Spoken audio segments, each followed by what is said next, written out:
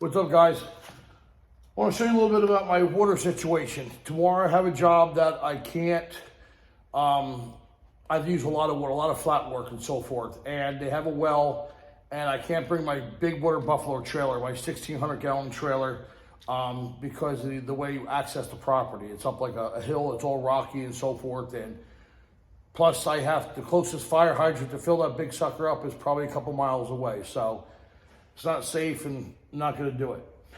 So you see this set up here. This basically goes all the way to there, comes here, got this plate mounted, and this connects to the water trailer when I need the water. Show you some of the quick things. These are nut setters. See these right here? They go ahead, and it's a special tool. You drill a hole, they go down inside the bed, and it pulls it up, and it's like a rivet. That's what I use to hold this on, because it's very simple. With just, you pop it out, there's no nuts on the other side, and then what I do here is this what they look like, just to give you an idea. See here, that's what they look like there. And what I'm gonna do is, let's go ahead and I run the bolts in so it keeps the threads clean.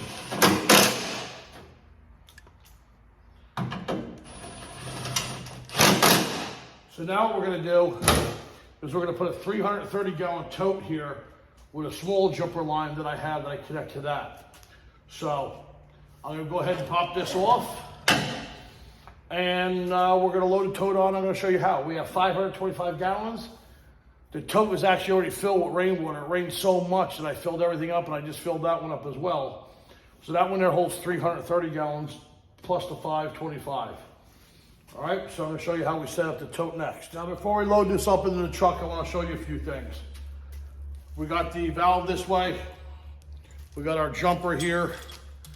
It's gonna connect it to the big water tank in front. Also, I permanently mount the straps in here so we're not losing them, and this is how we mount them on. If you notice here, basically there is a small, the short strap here with a hook on it. I cut the hook off with a whizzer, and then I just wrap this around and I put the bolt through. So these are both permanently mounted on here, so you're never gonna lose them. When I put this thing up in the rack and I don't use it, it's always here. It's always the right length to cut it, so there's not a lot of waste. I know these straps look small, but believe me, when you mount this sucker in the truck, this ain't going anywhere. It doesn't slide at all. All right, so let me go ahead and fire up the forklift. You know, I'm gonna hear comments about the forklift, but like I said before, guys, stop giving away 300 house washes and you can buy a forklift. We're in business to make money, not in the business of washing houses. We're in the business of collecting money. So charge accordingly, don't disrespect the business, and keep the price on the street high. We all don't want to pay $5.99 for a gallon of diesel, but we're all freaking doing it. All right, so let me load this up and I'll show you next. Now it's in the truck, it's all strapped down. Ow, it's right into the forklift. Got our straps, they're all strapped in. And this is the way we have it here. Ready to go. So tomorrow what I'll do is flip this out because this one's higher than this, and it will come out. And we're gonna have some water. We're gonna get ahead of the game because we're shooting, like 20 some gallons a minute.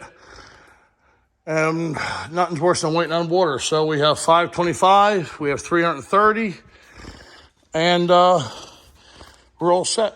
It's a cheap way to add more water to your rig if you have the room. And that's it. All right, guys, keep on spraying.